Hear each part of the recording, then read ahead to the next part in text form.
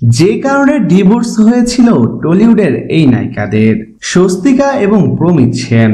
মাত্র 2 বছর সংসার করার পরেই সম্পর্কে ফাটা পড়ে তাদের। প্রমিতের বিরুদ্ধে শারীরিক নির্যাতনের অভিযোগ করেছিলেন স্বস্তিকা।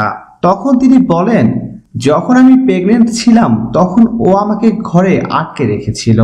বিয়ের পর স্বস্তিকা নায়ক জিৎ এবং পরমব্রতের সঙ্গে সম্পর্কে জড়িয়ে পড়েন। এরপর স্বস্তিকা আর প্রমিতের ডিভোর্স হয়ে যায়।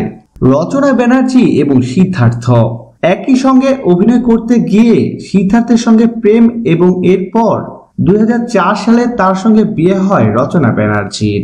কিন্তু এই বিয়ে বেশি দিন টিকেনি। এই বিয়ে ভাঙার পর তিনি কলকাতায় এসে প্রবাল বসুকে বিয়ে করেন। কিন্তু সম্প্রতি শোনা যাচ্ছে এই স্বামীর সঙ্গেও নাকি ডিভোর্স হয়ে গেছে এই নায়িকার।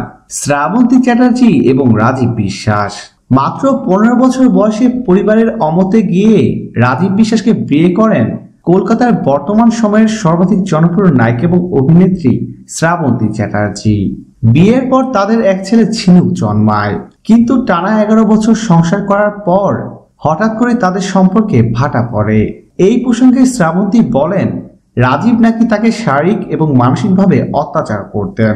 এছাড়াও রাজীব নাকি বিবাহ বহির্ভূত সম্পর্কে লিপ্ত ছিলেন। এরপর ছেলে ঝিনুককে নিয়ে রাজীবের বাড়ি থেকে বেরিয়ে আসেন শ্রাবন্তী চ্যাটার্জি। দীর্ঘদিন বাবার বাড়িতে থাকার পর গত বছর সুপার মডেল কিষানকে বিয়ে করেন তিনি। প্রিয় দর্শক, ধন্যবাদ ভিডিওটি দেখার জন্য। নিত্য নতুন এক্সক্লুসিভ সব খবর পেতে এখনই সাবস্ক্রাইব করুন HD Waves।